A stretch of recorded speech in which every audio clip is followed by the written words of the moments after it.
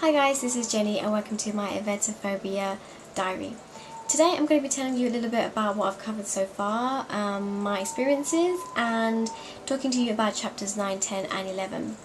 So something did happen that I want to share with you, and it was the fact that I did another challenge, and this time it was kind of an unexpected challenge because it happened kind of spur of the moment. So what happened was one of my co-workers decided that it would be a good idea if we all went for something to eat and then a movie. And we went that day, we planned it that day, and I thought it would be a really good idea to go along because I just wanted to challenge myself in a situation that I couldn't really control at that time because it was so spur of the moment.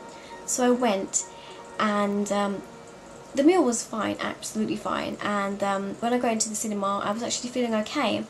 But then a couple of minutes into the movie I started to feel some anxiety rise, and I tried to control it with the skills I have now with Thrive, and I was able to control it, but then it kept coming back and back, and all the unhelpful thinking styles started to come back into my head. And at the end of it, when I came out, I didn't feel very good about myself. I felt kind of like I didn't feel confident anymore. So after I had the consultation with my Thrive consultant, she actually told me that having a blip is totally normal and very common, and that I shouldn't kind of dwell on it at all, that I should just keep going and thinking about the positives, which I am doing. And there is actually a chapter on here which talks about that, about how, you know, we dwell on it, and I did dwell on it for about 3 days actually. And now thinking about it, you know, I shouldn't have done that, but you know, Thrive is something that you really do have to enforce and reinforce, and you know, kind of really takes extensive effort to put in, but it is so worth it. And you know, I feel a lot better for that. I feel like it's something completely natural and human, and that's not going to stop me from doing other challenges in the future. So now that's over with, let's talk about chapter 9. So chapter 9 is all about the language that we use. It actually talks about things like calling it a phobia instead of calling it a fear. It's kind of like you're catastrophizing one really small basic word to make it into something really big and unnecessary. So it just talks about how to change your words, which I think is really important, because I always use really kind of over the top words like terrible and disgusting and horrendous and things like that. So changing it does kind of put another positive twist on it, and it makes you feel a little bit better overall. So instead of saying like, oh my god, I could never be able to cope if I was sick, I would rather die, you know, saying something like that, which is totally over the top, is definitely going to cause you anxiety. So saying something like, I know that, you know, being sick is unpleasant, but I'm sure that I will have the skills to overcome it and cope, is going to make you feel so much better. So this is a really useful chapter. And after that, chapter 10 is talking about anxiety and stress, which I really need, because anxiety is something that I've been really trying to control. So it does talk about 2 types of anxiety, which is extremely important to know, and I totally agree on it.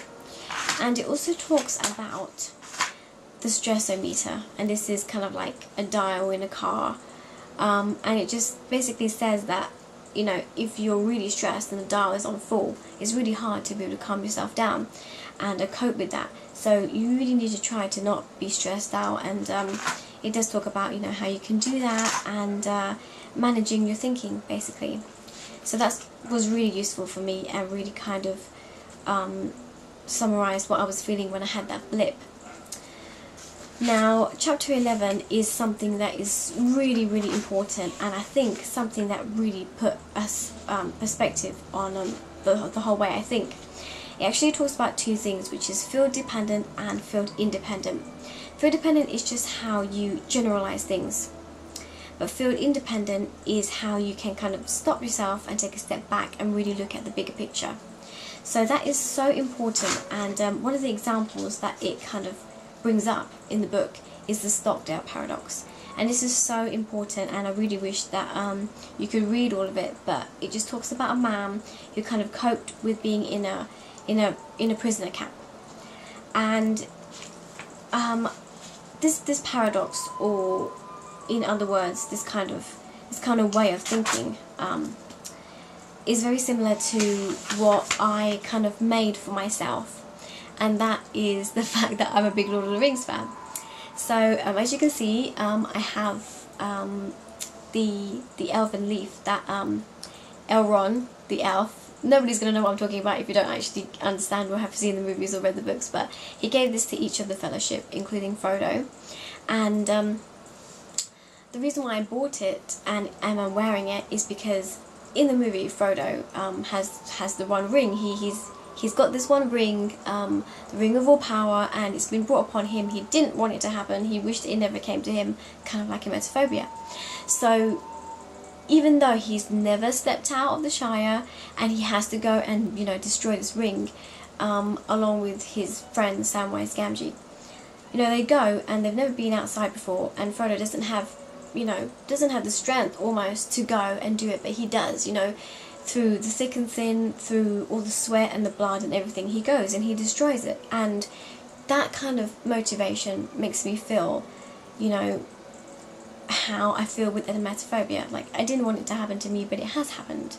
But in reality, it actually hasn't happened to me. I'm doing it myself. So in a way, it's not really like Frodo, but it is in the fact that, you know, he thought he didn't have all these skills, this bravery, this courage, but in the end, he did. And Samwise Gamgee was like his motivation, his encouragement, and that's what I'm going to be for myself. So I will call it the Frodo and Sam paradox for myself. So I think it's really useful if you have some kind of thing that you can imagine that will help you, something that you're really passionate about, that can help you, you know, understand more about yourself and understand how you can overcome this and be powerful. So like I said, this is an extremely good chapter, and not only does it talk about the Stockdale paradox, but it also talks about you know, going into kind of deeper subjects like significant others, and also, you know, about cycles of behaviour that you might have, and kind of breaking down things for you to see, in something called interrupting cycles of behaviour. This is very important because it kind of explains to you step by step of what you might be thinking and how you can change it, how you can kind of go in and interrupt that kind of limiting thought that you might have. So this is really good, and what I've also been talking to my thrive consultant about is one of the things that I really want to challenge myself on is actually going up a mountain, kind of like Frodo. And I've always been scared of going up a mountain because, you know, the roads are really winding, and where I live in Chiang Mai in Thailand, it's just full of mountains, and I've never been up there, even though it's, you know, beautiful and everybody's raving about it, because I'm scared I'm going to be sick.